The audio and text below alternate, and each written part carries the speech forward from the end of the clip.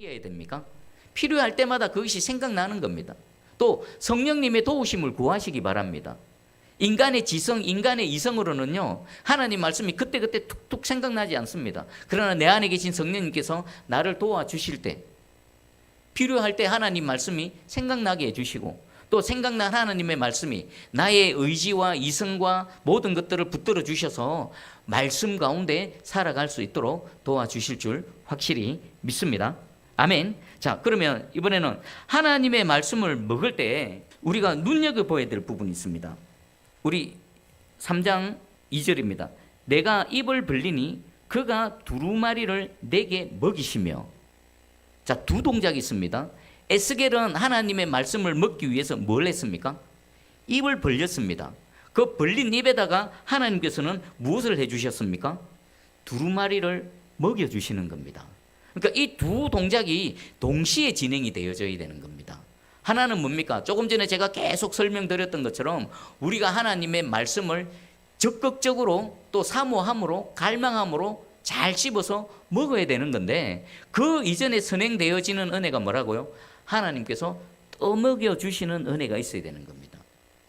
우리 육신의 음식은 눈에 보이지요. 손에 잡혀지지요. 그래서 내가 잡아서 집어서 숟가락으로 떠서 젓가락으로 집어서 먹으면 됩니다. 근데 하나님의 말씀은 영의 말씀입니다. 눈에 보이지 않습니다. 그래서 이 영혼의 양식인 하나님의 말씀은 여기신 하나님께서 우리에게 어떻게 주셔야 된다고요? 먹여 주셔야 되는 겁니다. 먹여 주실 때 비로소 하나님 말씀이 내 입에 들어오고, 말씀 입에 들어왔을 때 내가 씹어서 삼킬 수가 있다라는 것입니다.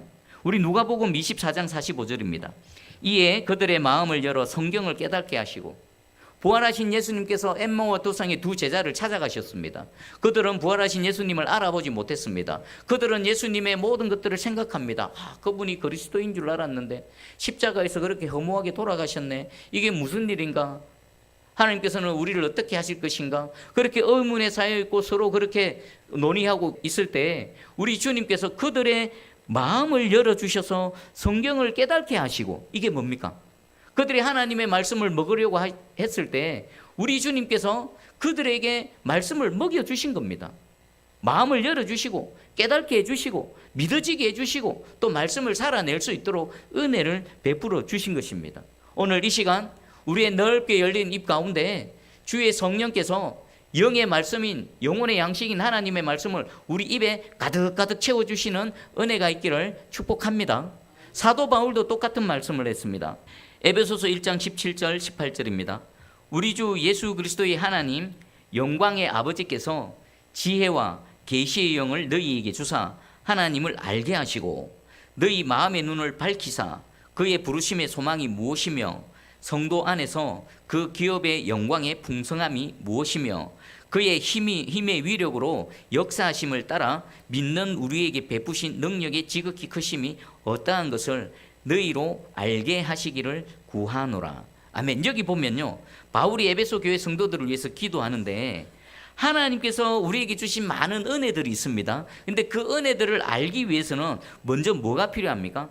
예수 그리스도의 하나님 영광의 아버지께서 지혜와 계시의 영을 너희에게 주사 성령의 은혜와 능력을 우리에게 베풀어 주실 때 그 다음 뭐가 있냐? 하나님을 알게 될 수 있고요, 또 하나님께서 너희의 마음의 눈을 밝혀주셔야 됩니다. 하나님께서 우리 마음의 눈을 밝혀주셔야 되고 지혜와 계시의 영을 부어주셔야 되고, 그리고 끝에 너희로 알게 하시기를 구하노라.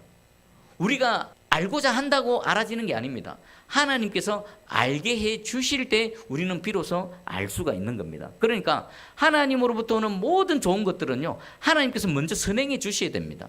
그리고 동시에 우리는 알기를 간절히 구해야 되고요, 하나님께서 알려주시기를 구해야 되고요, 우리 마음문이 열려지기를 하나님께 은혜를 구할 때 하나님께서 우리에게 지혜와 계시의 영을 부어주시고 우리의 마음의 눈을 열어주시고 알게 해주실 줄 확실히 믿습니다. 이 두 동작은요 함께 가야 됩니다.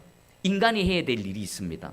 하나님의 말씀을 먹고 삶을 통해 살아낼 때에 우리 인간편에서는 뭐 해야 된다고요?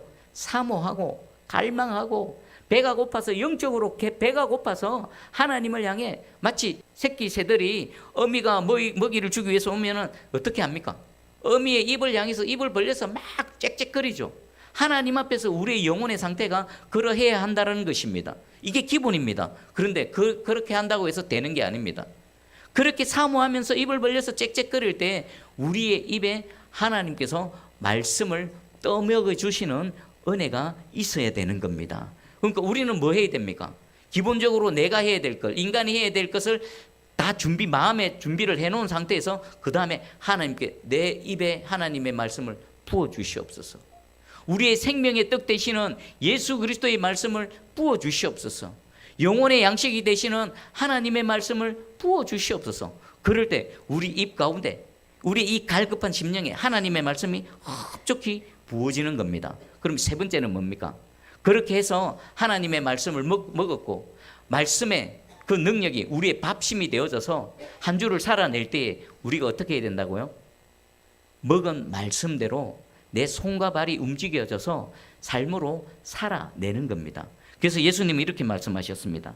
마태복음 7장 24절 25절에 그러므로 누구든지 나의 이 말을 듣고 행하는 자는 그 집을 반석 위에 지은 지혜로운 사람 같으리니.